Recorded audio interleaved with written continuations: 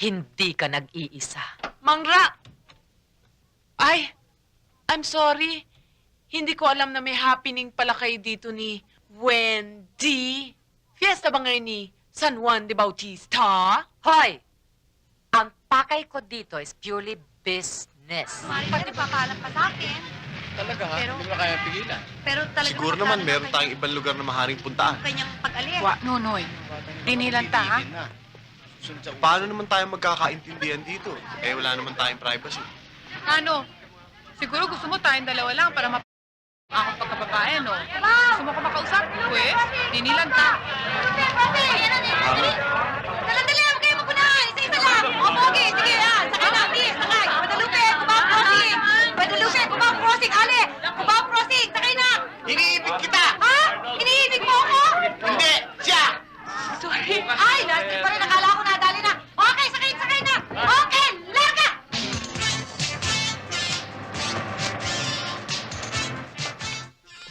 Bah! Hola! Paano ka nakapasok dito? Where there's a will, there's a way. 80s na ngayon. Anong gusto mo? Marami akong gusto. Marami akong kailangan. Ang aking kailangan, ang aking gusto.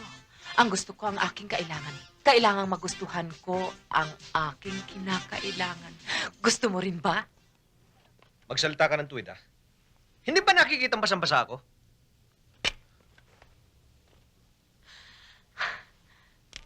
Hindi ka nag-iisa. Mangra! Ay, I'm sorry. Hindi ko alam na may happening pala kayo dito ni Wendy. Fiesta ba ngayon ni San Juan de Bautista? Hoy! Ang pakay ko dito is purely business. Pati ba naman ito, pinagkakakitaan mo na? Ano man kailangan mo? Ah, Mang Rocky, yung utang ho namin ni Ami na 1,002. Ah, okay lang. Thank you. Sige, you may go. Ah, thank you ho uli, Mang Rocky. Ayoko kasi masyado nakaraan. I want the future. You will have a future. Oh, ayan. May future ka naman pala. Makapag-aasawa pa ho ako? Won! Lalaki ang mapapangasawa mo. Siyempre naman dahil lalaki. Eh, ano ho ba itsura niyan? Kilala ko na ho? Madali mo siyang makikilala. Kilala mo na. Matangkad. Uy, si Ilyong! Masingkit. Si Rockefeller too, ah. Pero, mistiso na. May katabaan. Ah, kambaking Berto. Pero balingkinitan. Balingkinitan. Ano ho? Teka, nalilito ho ako. Ang ibig niyo sabihin, ang kalahati ng kanyang katawan namamaga? Naku, Day, ang dami mo ng question, kaya tuloy ang manghula eh. Ha? Excuse me. I'm not sexually disturbed. Hindi ho, magulo ho sa Bisaya. Oh, that's all right. Pasensya na ho kayo. Eh, paano ko bang makikilala yun? Ah, makikilala mo ang lalaking mapapangasawa mo. Dahil siya ay mahilig sa kulay na pula. Purita! Howard! Yes. How are you? So Yeah. it's you. Yes. Nice to be here again to see you. Come in, come in. Yes. Wala naman ako masabi sa iyo. Siguro pag tumatawid ka sa gitna ng kalye, lahat ng kotse humihinto. You like it? This is my favorite color.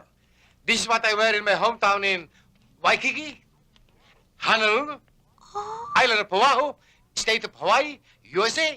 Oh, Yes. maganda. Yes. Thank you very much. Para kasi Santa Claus na naghahanap ng reindeer. Yes. Oh, sit down, sit down, sit down. Pineapple for you. For me? Yes. Oh, thank you. From my hometown in Waikiki, Honolulu, Island of Oahu, State of Hawaii, USA. Oh, how thoughtfulness you are. Sit down, sit down. Yes. How are you now? Oh, I'm all right. And how are you? Just beautiful as ever, huh? Momoy? Momoy, Yeah. by golly, Momoy is big already, huh? Give Uncle Howard a kiss. Yes. Give Uncle Come Owen on, a come on, kiss. Momoy. Oh, by golly, Momoy is a big man Momoy, now, come here. huh? Come here. You're very dirty. Oh, you look like a pig. Kita niyo na, Mother. Sabi ko sa inyo, buhay pa yan eh. Akala kasi ng Mother na sumipot eh. Minsan nga, hinahanap ni Mother ang pangalan niyo sa periodiko eh. Para malaman kung saan kayo nakaburol at kailan ang libing. Excuse me, Howard, huh? You know, he's just kidding you. He just like to make a comedy out of it. Okay, Momoy, I think you have to go up, huh? You take your showers and you sleep, huh? Okay? Mother naman, 6 o'clock pa lang, hindi pa ako inaantok eh. You have to close your eyes. Your eyes is already drooping, okay? Go up and say prayers to your mommy and to your Uncle Howard, okay? Cute.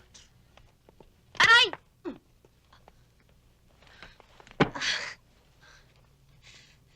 As you were saying, About what? about, Waikiki and, pineapple juice. Oh, pineapple? Uh-uh. Yes. From Waikiki, Honolulu, Island of Oahu, State of Hawaii, USA. Oh, it's that so? That's it. Huwag kang mawala ng pag-asa, Marilu. Nangyayari yan sa lahat. Maniwala ka. Napaka talaga eh. Magkano ba yung short ko?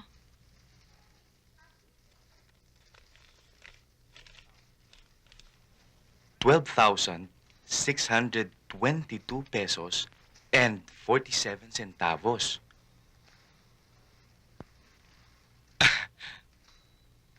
Maliit lang naman. Kasi naman, Agapito, mahina talaga ako sa numbers eh. Kasi paano yung pera? Nagpare-parehong itsura nila eh. Yung 50, lahat pula. Yung 100, lahat violet. After a while, nagkakagulo-gulo. Tingin ko pare-pareho na eh. Nakakalito, hindi ba?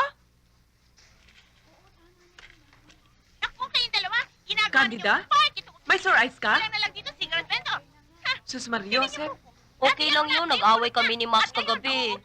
Yung shota ko. Kasi gusto mo siya na binibigay niyo Sino pa ka? Isipin niyo na lamang buntis Obvious ba? Saudi po naman ang asawa ko. Di ko naman sinasadya eh. Natulak ko siya sa hagdanan. Turog ang uso niya, Marilu. Huwag kang sasagot. Oh, Ikaw, isang buwan na naman kami di makakapag-necking nito. Hi, Marilu. Paano mo naman nalaman ang pangalan ko? Ayan, oh. Oo nga pala, I'm Winston. Winston Labalan. Hello? Hello. Sige. Pakintay mo na lang. Bakit?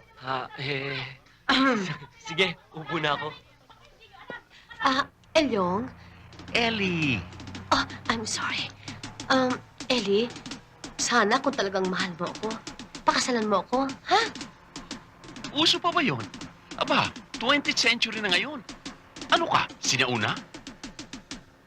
Kasi iniisip ko eh. Mga madre ang dati kong teachers. Siguro kung ano sasabihin lang kapag nalaman lang. Ang dati lang favorite student. Ngayon isang kulachichi lang. Intindihin mo mga yun. Aba, lumang tugtugin na yun. Hindi mo alam. Nang kula Chichi, mas mahal ka sa number 1. Oh? Oo! Boss, sinusundan tayo ng mga barak. Diego, step on it. Come on!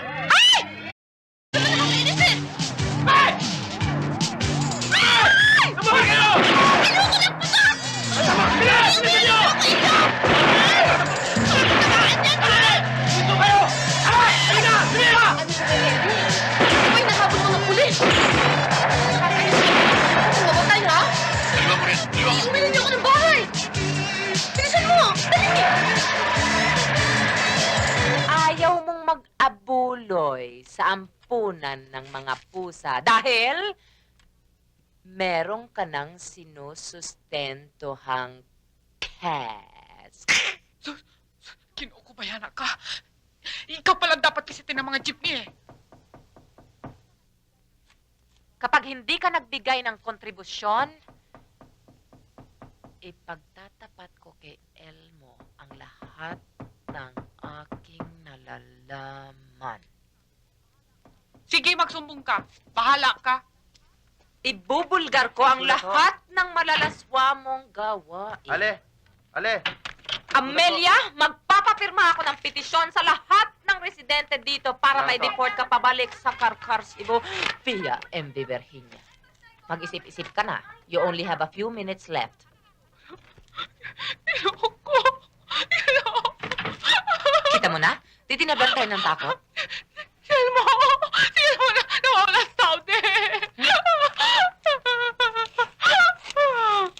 Mrs., hindi naman ho tayo nakakasiguro. Ang natanggap po naming report mula sa Riyadh ay nagsasabing natagpuan na ang truck na minamaneho ng inyong mister sa gitna ng disyerto. Hindi nga lang makita ang driver. Ay, tikbak na. Purita, ano ba? Hindi, hindi ganun eh. Hanggat hindi natin nare-recover ang bangkay ng inyong mister, wala tayong paraan para mapatunayan na natuluyan na nga siya. Ay, para sa akin, talagang dead ball na. Ka naman, Purita eh. But don't worry, Mrs. Robles. Marami kaming inassign na research team para hanapin ang inyong asawa. I'm sure hindi sila titigil hanggat hindi nila natatagpuan ang bangkay ng inyong asawa. Ako, para ano pa? Patay na. Ano ka ba talaga? Hindi ka na papapawat? Kawawa na kasi mo. Pumunta lang sa Saudi para kung hinawa ang aming buhay. Naprete na sa disyerto. Huwag ho kayong mag-alala, Mrs. Meron hong compensation na matatanggap ang may iwan ng inyong mister. Hindi naman namin maaaring pabayaan ang kanyang mga minamahal. Eh, magkano ho ba yung compensation? 10,000. 10,000? Diyos ko, 10,000 lang? Mawawala yung pinakamamahal mo sa buhay? Sapat na ba yun? $10,000 US. Magkano? $10,000 US. Madatong ka na, Amelia. Oh my God! It's 250,000 and 500. Pero huwag kayong mag-alala, Mrs. Robles. Pag natagpo ang buhay ang inyong asawa at nasa mabuting kondisyon, mababalik siya sa Aba, ay inyo. wala. Patay na yun eh. Oo. 5, 6, 7, 8. Aray ko! Ate, sorry ho ah. Ako. Ako na yung rollers ko. Bumaba ka nga tumakuha ko yan, baba. Talaga ikaw, oo. Aray, Gamit ka ng gamit na hindi sa'yo, oo. Bakit ba? may bisita ho kayo. Ha? Goodness gracious. Who can it be now? Who is it? Ewan ko, pero 4 ho sila. 4? Wow. Did you ask their names? Hindi ho, pero alam ko ang trabaho nila. If I know, ikaw ini-interview mo mga boyfriends ko. Hoy, remember, you have the right to compete with me, ha? Put it in your head. Head! Hindi ho eh. Kaya ako lang naman ho nalaman dahil naka-uniforme sila. Ha? Wow. Men in uniforms. Mga parak ho. Wala ko alam tungkol sa tao na yon. Basta ang alam ko, nanonotice ko lang, no? Every time pupuntahan niya ako sa bahay dito, gabing siya kung ano-anong klase ng kotse. Wako knowing na. Anong wako knowing? Wako Ano knowing. ibig sabihin? Wala akong alam. I don't know anything about that. Leader siya ng carnappers, you know?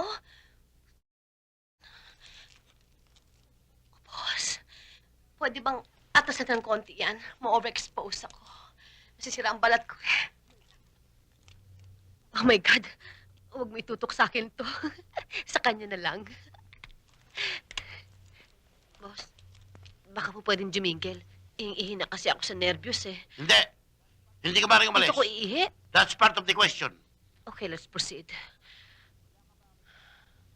Wala ka bang alam sa mga kasama ng Rogelio yan? Oh my God, Sergeant! I'm not that kind of a woman. Hindi ko kaya ang sabay-sabay. Isa-isa lang, you know?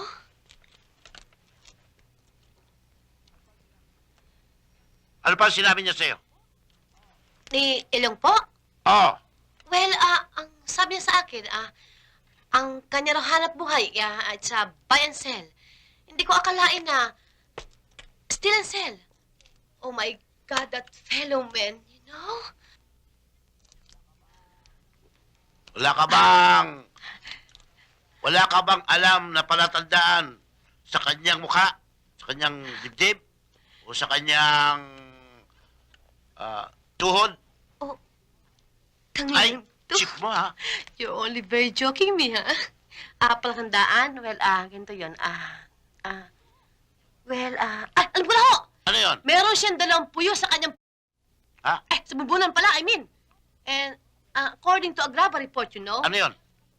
meron siyang lunal sa kanyang palad. And according to my lola, a very reliable person, ang mga tao raw na meron lunal sa palad, merong puyo sa bunbunan, hindi mo pwede pagkatiwalaan. Sapagkat, in other words, they're click, you know? Crook pala. Ay, lunal? Naku, boss, oh. May lunal siya, oh. siya? Naku, boss. Pasensya ka na sa akin. Huwag ka magagalit, ha? Eh, ibig ko naman sabihin, hindi naman lahat. As American saying, you know, not all, but most. Tama ka na.